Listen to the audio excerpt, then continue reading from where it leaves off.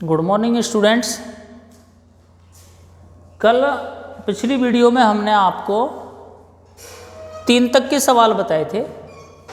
प्रश्नावली 1.3 के 3 तक के सवाल पूरे हुए थे, 3 के 10 तक के सवाल।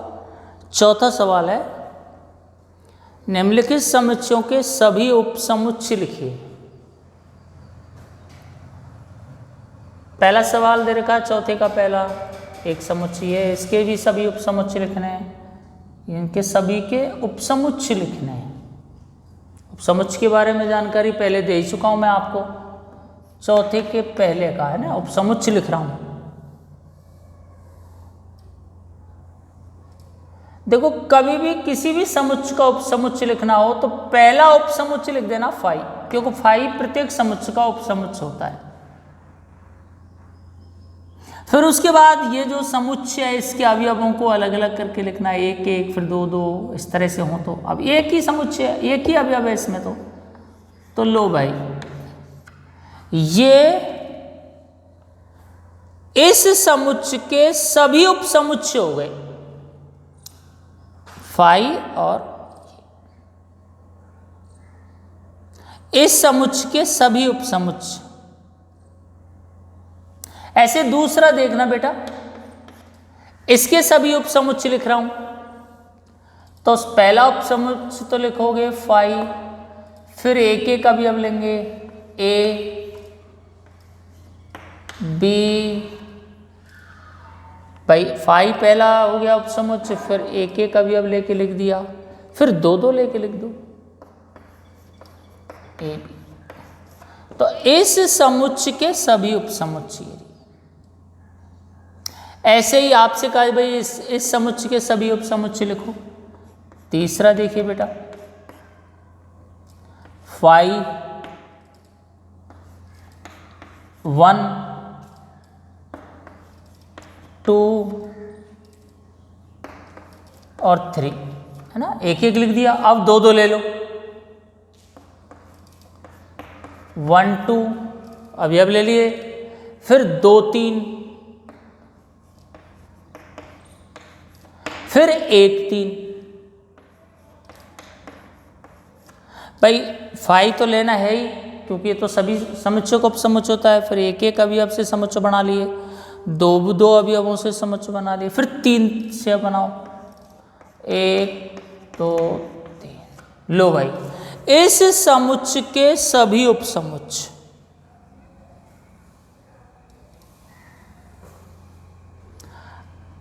इसके सभी उपसमुच्चय। तो फाई का उपसमुच्चय भी फाई होता है, फाई का उपसमुच्चय भी फाई। रिक्त समुच्चय का उपसमुच्चय क्या होगा? रिक्त समुच्चय हो। तो इस तरह से उसने चौथे सवाल में पूछा है, निम्नलिखित समुच्चयों के सभी उपसमुच्चय लिखिए। तो इसके सभी उपसमुच्चय है, इसके सभी उपसमुच्चय हैं, कैसे लिखे मैंने बता दिया। और इसके सभी उपसमुच्चय हैं, फाई तो लिखना ही है, पहले एक एक अवयव लिख दिए, फिर दो दो अवयव लिख दिए, फिर तीनों अवयव लिख दिए। इसमें पहले फाई लिखा, फिर एक एक अवयव, फिर दो दो अवयव, और फाई का उपसमुच्चय फाई होता है। राइट, चौथा सवाल क्लियर हो गया, उपसमुच्चय लिखना। अब आप 5वां सवाल देखिए बेटा, क्वेश्चन नंबर 5।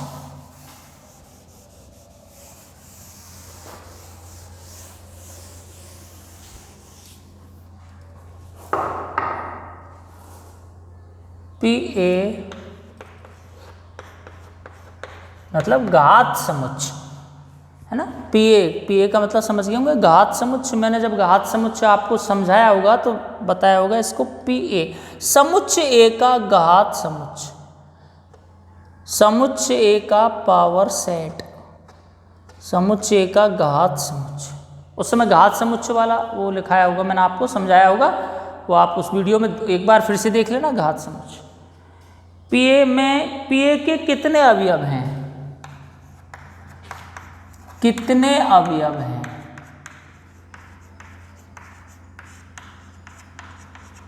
मतलब समुच्चय के घात समुच्चय में कितने अवयव हैं, जबकि समुच्चय ए बराबर फाई।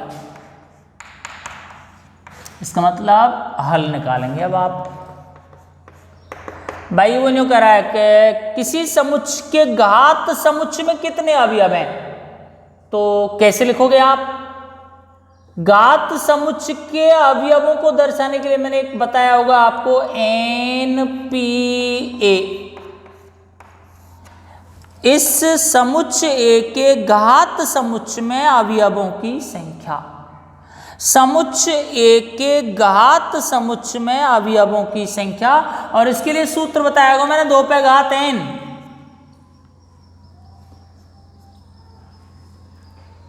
और n बताया होगा मैंने यहां n बराबर समुच्चय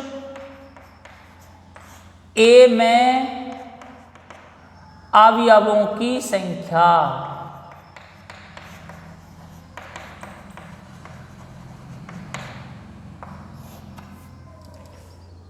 वापस फिर देखो, PA का मतलब घात समुच्चय, कौन से समुच्चय का? समुच्चय का।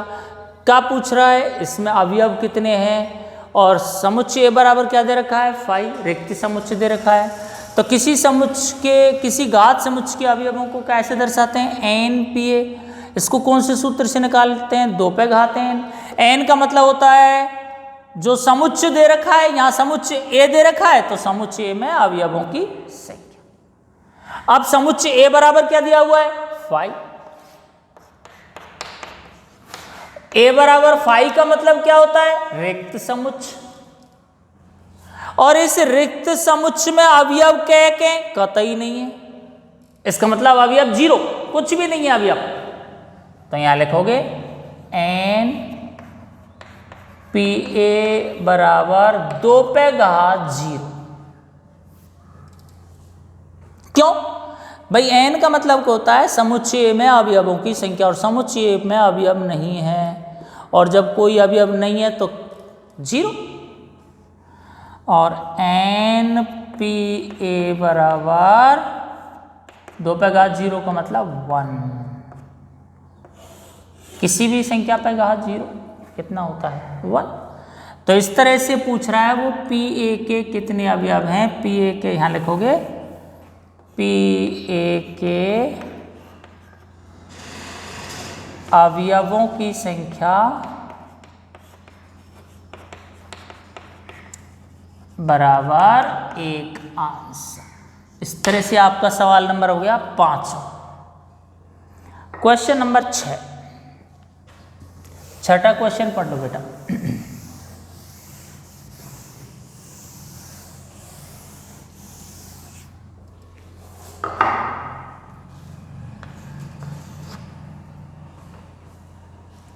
निम्नलिखित को अंतराल रूप में लिखिए।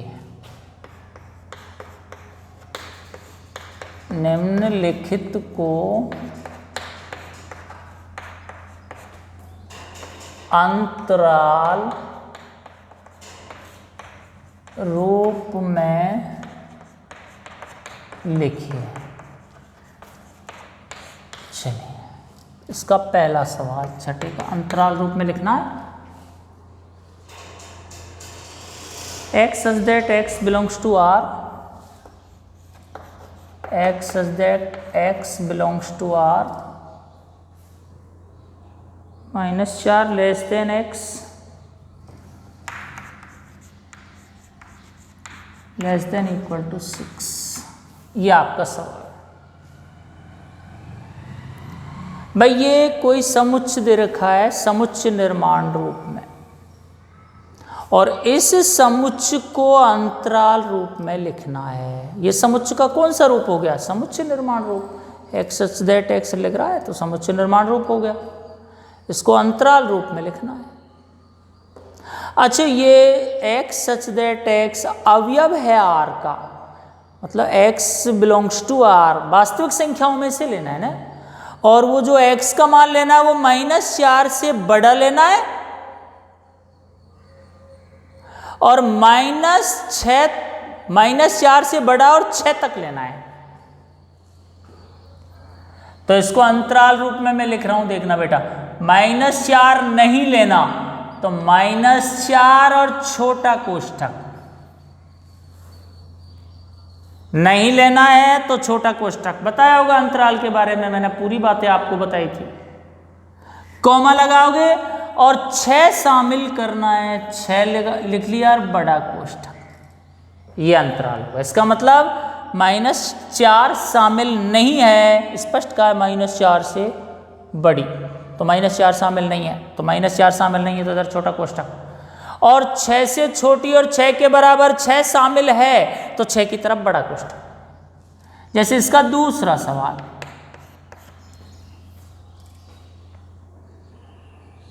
x such that x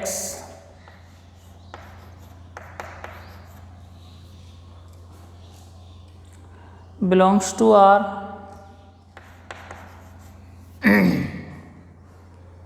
comma -12 छोटा है x से,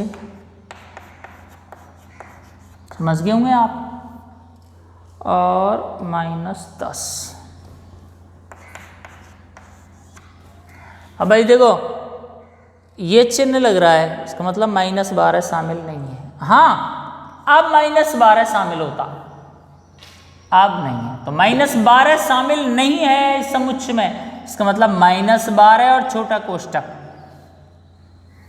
अब ये चिन्ह लग रहा है -10 भी शामिल नहीं है, अब -10 शामिल होता बेटा, अब -10 शामिल है, तो -10 भी शामिल नहीं है तो -10 और छोटा कोष्टक। देख लो, देखो ये लग रहा है तो हमने 6 शामिल कर दिया, यहाँ ये चिन्ह लग रहे हैं तो -10 शामिल नहीं है, 12 शामिल नहीं है, -10 और 12 के बीच में जितनी भी वास्तविक संख्या है वो इसके अंदर है। इसका तीसरा,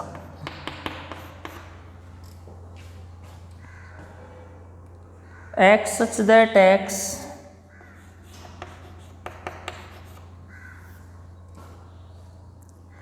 belongs to R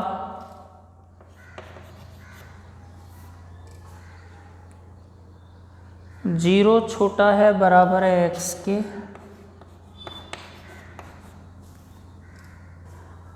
छोटा है 7 से। समझ गए होंगे, ये चिन्ह लगा हुआ है, 0 शामिल है, तो भाई 0 शामिल है, 0 की तरफ बड़ा कोष्टक कॉमा, और ये चिन्ह लग रहा है तो 7 शामिल नहीं है, 7 की तरफ छोटा कोष्टक। ये अंतराल होगा, ठीक है ना। पहला क्लियर, दूसरा, तीसरा। इसके बाद चौथा सवाल देखिए, छठे का चौथा। अंतराल रूप में लिखना आपको मैंने पहले ही बता दिया पूरी डिटेल, कई एग्जाम्पल लेकर के।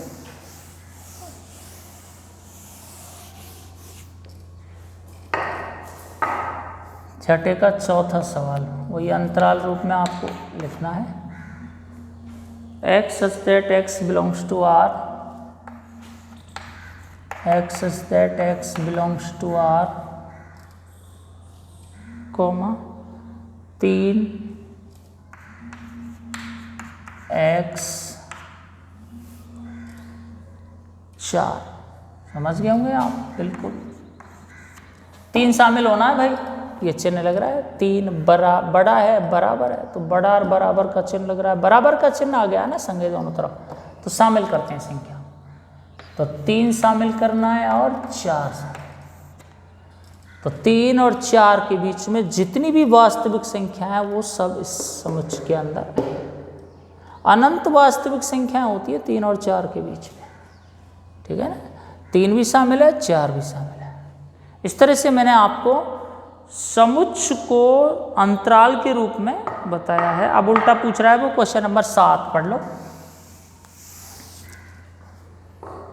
निम्नलिखित अंतरालों को समुच्चय निर्माण रूप में लिखिए। निम्नलिखित अंतरालों को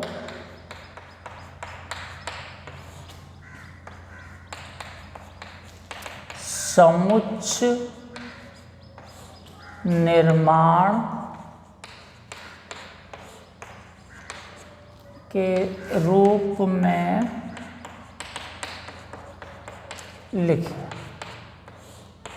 हाँ बेटा, समुच्चय निर्माण के रूप में लिखना है। अंतराल दिए हुए उसने 7 का पहला -3, 0, दोनों तरफ छोटा कोष्ठक है, -3 भी शामिल नहीं करना, 0 भी शामिल नहीं करना। x such that x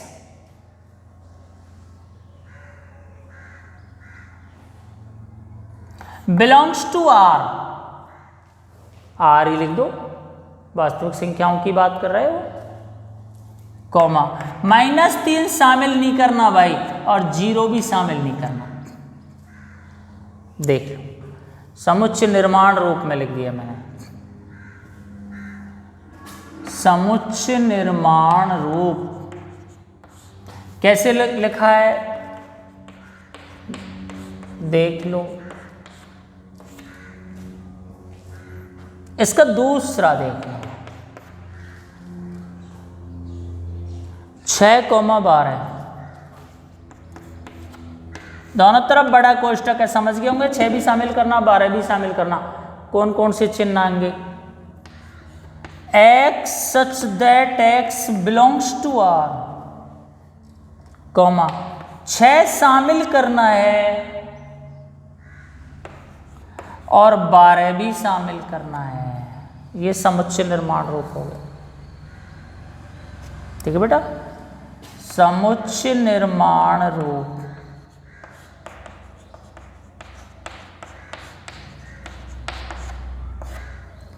इसी का तीसरा सवाल देखिए,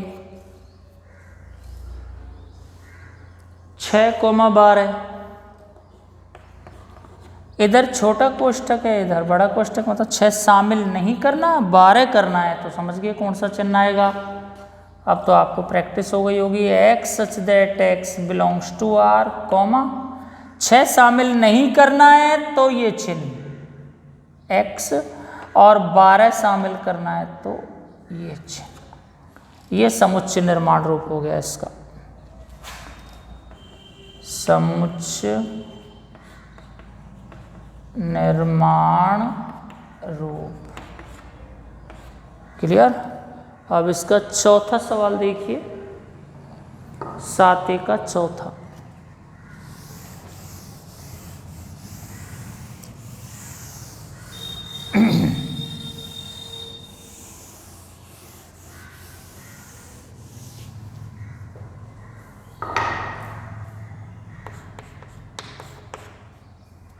चौथा सवाल है बेटा, -23,5 और इसमें दिया हुआ है एक तरफ बड़ा कोष्ठक है और एक तरफ छोटा कोष्ठक। तो अब आप समझ गए होंगे, बोलो उसको समुच्चय निर्माण रूप। x such that x belongs to R, comma -23 को शामिल करना है, x लिखोगे बीच में, और 5 को शामिल नहीं करना है। यह आपका समुच्चय निर्माण रूप हो गया, समुच्चय निर्माण रूप। क्लियर बेटा। इस तरह से आपके सवाल हो गए, 7 तक के सभी सवाल हो गए। उसके बाद 8वां क्वेश्चन देख लो आप अपनी किताब में, क्वेश्चन नंबर 8। 8वां प्रश्न पढ़िए अपनी किताब में, भाषा वाला प्रश्न। निम्नलिखित में से प्रत्येक के लिए आप कौन सा सार्वत्रिक, लिख देता हूं, निम्नलिखित में से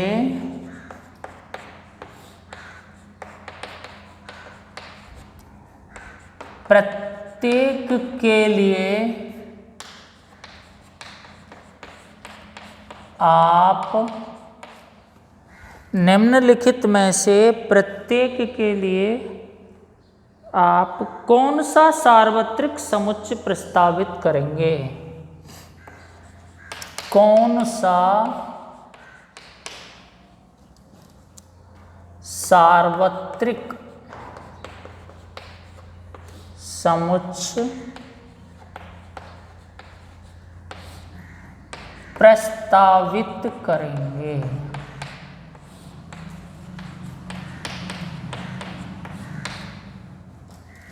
चलो, इसमें पहला दिया हुआ है समकोण त्रिभुजों का समुच्चय। समकोण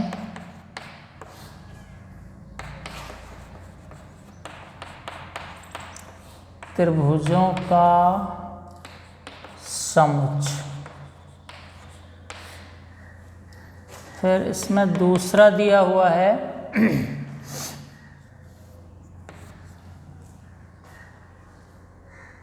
समद्विबाहु त्रिभुजों का समुच्चय। समद्विबाहु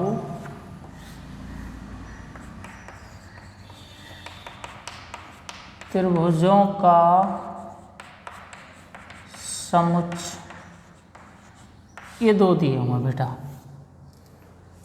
और भी तो है क्या? नहीं है। आपसे कह रहा है वो भाई ये दो दिए हुए, समकोण त्रिभुजों का समुच्चय दे रखा है, समद्विबाहु त्रिभुजों का समुच्चय दे रखा है, और यूं कह रहा है ये दो समुच्चय दे रखे हैं, इनके लिए सार्वत्रिक समुच्चय कौन सा होगा?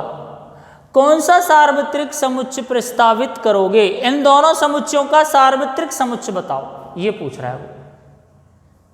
यूनिवर्सल सेट, दोनों समुच्चयों का सार्वत्रिक समुच्चय। मैंने सार्वत्रिक समुच्चय के बारे में बताया था, सबसे बड़ा समुच्चय जिस समुच्चय में अन्य सभी समुच्चयों के अवयव हों। जैसे एक समुच्चय दे रखा है समकोण त्रिभुजों का समुच्चय, एक समुच्चय दे रखा है समद्विबाहु त्रिभुजों का समुच्चय। अब सार्वत्रिक समुच्चय वो होना चाहिए जिसमें इन दोनों त्रिभुजों के अवयव उपस्थित हों। मतलब उसमें जो समुच्चय लेंगे हम सार्वत्रिक समुच्चय, उसमें समकोण त्रिभुज भी होने चाहिए, सब समद्विबाहु त्रिभुज भी होने चाहिए, और भी कोई त्रिभुज है वो सब शामिल होने चाहिए। नहीं आई समझ में भाई? समकोण त्रिभुजों का समुच्चय दे रखा है, समद्विबाहु त्रिभुजों का समुच्चय दे रखा है, हमें निकालना है बेटा सार्वत्रिक समुच्चय इन दोनों का। तो सार्वत्रिक समुच्चय क्या होता है? ऐसा समुच्चय जिसमें अन्य सभी समुच्चयों के अवयव हों। तो ये सभी समुच्चय, इनके सभी अवयव एक ऐसे समुच्चय में हों। देखो मैं लिख रहा हूं सार्वत्रिक समुच्चय।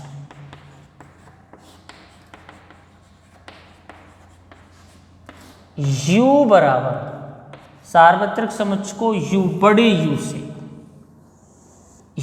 ऐसे दर्शाते हैं। U बराबर, इसी भाषा में लिख दो, त्रिभुजों का समुच्चय। लो भाई, ये सार्वत्रिक समुच्चय। कैसे भाई? ये कैसे त्रिभुज है? समकोण त्रिभुज। ये कैसे त्रिभुज है? समद्विबाहु त्रिभुज। समकोण त्रिभुज, समद्विबाहु त्रिभुज, ये सब का चीजें त्रिभुज ही तो है, तो ये त्रिभुजों के समुच्चय में शामिल है। कैसो त्रिभुज हो, समकोण त्रिभुज हो, समद्विबाहु त्रिभुज हो, और कोई त्रिभुज हो, सब इसमें शामिल हो गया, त्रिभुजों के समुच्चय में शामिल हो गया। भाई वो कह रहा है समकोण त्रिभुज, तो समकोण त्रिभुज त्रिभुज में ही तो शामिल हो गया, त्रिभुजों में ही तो है सब। इसमें तो सभी तरह के त्रिभुज हो गए, समकोण भी हो गए, समद्विबाहु भी हो गए, और कोई त्रिभुज है समबाहु त्रिभुज भी हो गए, सब त्रिभुज हो गए। इसका मतलब इन दोनों समुच्चयों के अवयव इसमें हैं। समकोण त्रिभुज भी त्रिभुजों में शामिल हो गए, समद्विबाहु भी हैं, और भी कोई त्रिभुज है उसमें भी, वो भी सब शामिल हो गए। तो ये सार्वत्रिक समुच्चय हो गया, राइट। तो इस तरह से आपका आंसर हो गया। सार्वत्रिक समुच्चय कैसे लिखते हैं इनका। अब चलता है क्वेश्चन नंबर बेटा 9वें क्वेश्चन पे आ जाओ, पढ़ लो अपनी किताब में 9वां क्वेश्चन।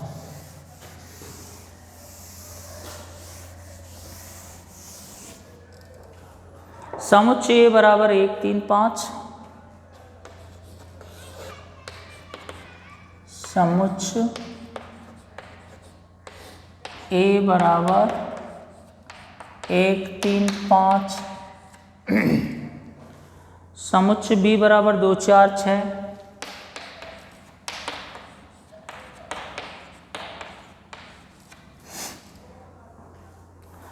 और समुच्चय सी बराबर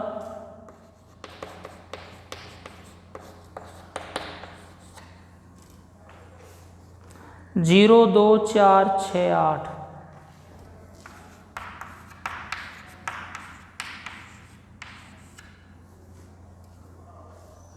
प्रदत्त हैं।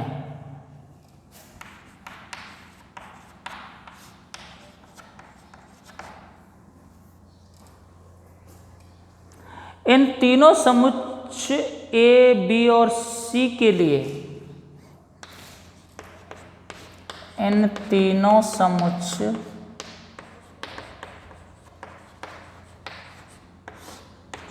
ए, बी और सी के लिए,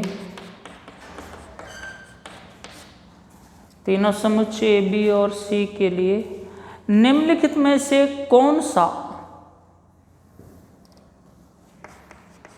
निम्नलिखित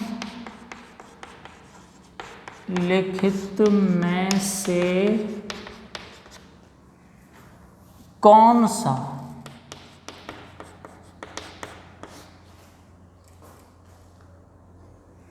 सार्वत्रिक समुच्चय लिया जा सकता है, सार्वत्रिक समुच्चय, मैंने पूरा ही सवाल लिख दिया, लिया जा सकता है।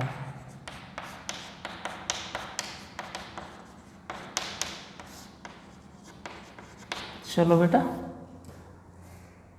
नंबर 1, 0 1 2 3 4 5 6 एक तरह रखा है, 0 1 2 3 4 5 6। दूसरा दिया हुआ है बेटा 5। तीसरा दे रखा है 0 से लेकर 10 तक, 0 1 2 3 4 5 6 7 8 9 10। और एक चौथा भी दिया हुआ है उसने ऑप्शन, 1 2 3 4 5 6 7 8, 1 2 3 4 5 6 7 8। ठीक, अब देखिए बेटा वो यूँ कह रहा है, एक समुच्चय दे रखा है ए, समुच्चय दे रखा है बी, समुच्चय दे रखा है सी, और इन तीनों का सार्वत्रिक समुच्चय इनमें से कौन सा है। तो देखो ये तीनों के अवयव होने चाहिए भाई उसमें, तो 0 1 2 3 4 5 6 या के अवयव हैं, या के हैं, लेकिन या के अवयव नहीं है 8, ये नहीं हो सकता, 5 तो हो ही नहीं सकता। और 0 से लेकर के 10 तक के हैं इसमें 0 नहीं है। इसका मतलब ये तीसरे नंबर का जो समुच्चय है ना, ये इसमें इन तीनों के अवयव उपस्थित हैं, तो इसमें लिखेंगे आप तीसरा नंबर है 0 1 2 3 4 5 6 7 8 9 10 सार्वत्रिक समुच्चय है, सार्वत्रिक समुच्चय है। ये इस तरह से आपने लिख दिया सार्वत्रिक समुच्चय। आपकी प्रश्नावली ये पूरी हो गई, बाकी का शेष हिस्सा आपको अगली वीडियो में बताएंगे। ठीक।